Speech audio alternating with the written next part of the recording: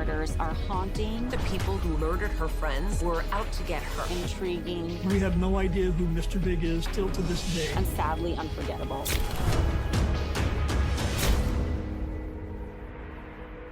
So, Holly, first of all, congratulations on your work, because you are working so hard in a lot of things. There's the second season of the podcast, the Playboy murders, and now the Lethally Blonde, and it's subjects very heavy that it's tough to talk about. I want to know, what do you do to think about other things, not to focus only on true crime in this kind of subject? I really have to compartmentalize my life. Like when I'm with my kids, I'm just focusing on my kids. I'm not really on my phone or working on anything. I always make sure to get enough sleep, try to work out every day, keep my healthy habits, go out with friends every once in a while.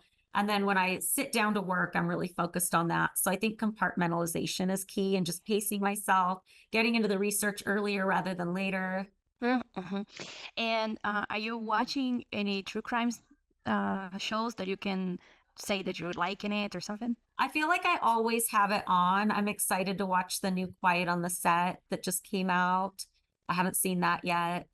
And how do you understand the reception of the first season of the series? It's been a thing here in Brazil. How is it for you? No.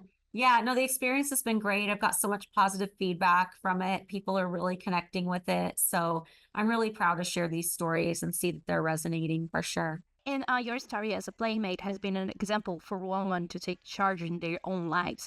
How do you feel? And do you consider yourself as a role model? I don't consider myself as a role model, but I do like to share my stories in hopes that people can have a takeaway, they can learn from it, they can relate to it maybe. I get a lot of people reaching out to me who have read my book and say that they can relate, or that they learned something from it and they feel less alone. So that's really rewarding to me as well. Holly, can you explain to me, what do you think it's the Playboy curse? Oh gosh, I don't know.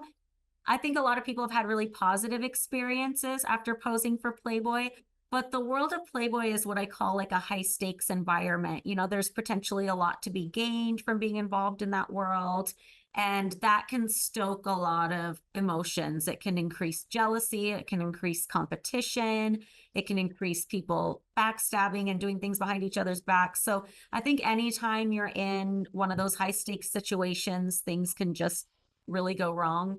Yeah. And what for you was the most shocking thing that you learned during the production of the second season of Playboy Murders?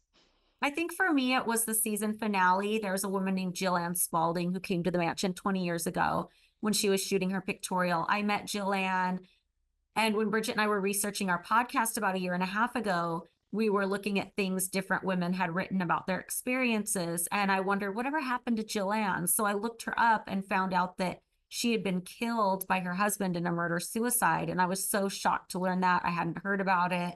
So I really wanted to dive into that story because it hasn't really been told. I can imagine that it's tough, you met her, and then suddenly a tragedy happened.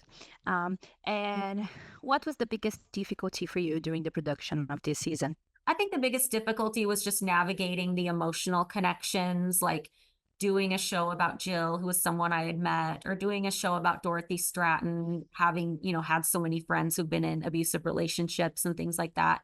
But it's kind of a blessing too, because I think those feelings inspire me to be even more empathetic and be more careful with how I tell the stories. It's really sad that we still have this, we have crimes against women and stuff. And what do you think that it's the importance of this show now?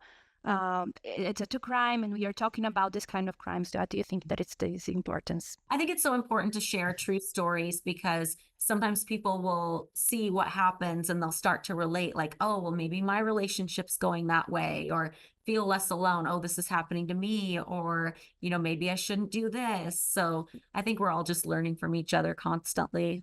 Why do you want to tell the stories of playmates and OnlyFans performers? What's the importance of give them a voice? I love talking about these people because so often they're just reduced to a clickbait headline based on whatever kind of work they were involved in that was like sexy or whatever. And I like to portray more of who they are and their history and background and who are they as people rather than that one thing. Mhm.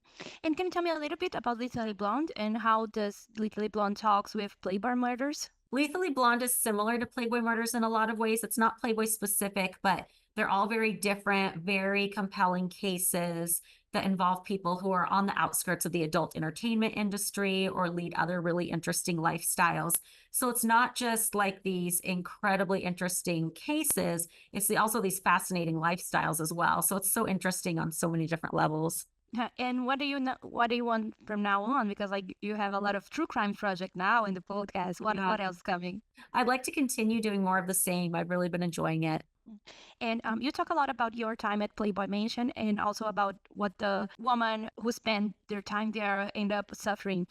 Is it painful for you or now it's more a healing process? How do you feel yourself? I think it's definitely healing. Even doing the podcast, we talk about a lot of the good times and we laugh about a lot of things. Overall, it's very healing. Every once in a while, I'll still get triggered by something unexpected and I never know what that's going to be, but it's all part of like working through it and working through my feelings. So I think it's definitely been healing for sure. And how do you deal with issues of sexism nowadays? Because you guys were amazing when, press asked you about your sex life. You guys had nice answers. And nowadays, how do you guys deal with it? For example, dealing with press, dealing with men that are like without notion. How is that for you now? I feel like the press is a lot easier than it used to be. Back in the 2000s, it was really hard. I feel like back in the 2000s, everyone was trying to be Howard Stern and just ask the dirtiest questions they could ask. And it was a lot. As far as dealing with sexism in my day-to-day life, I honestly see it more online than anything. There's kind of this whole new crop of like misogyny that's sprouting up with like the Andrew Tates and people like that. And I think it's another reason it's important to keep sharing stories like this and sharing real stories so people can get like a more well-rounded view of things. Wow.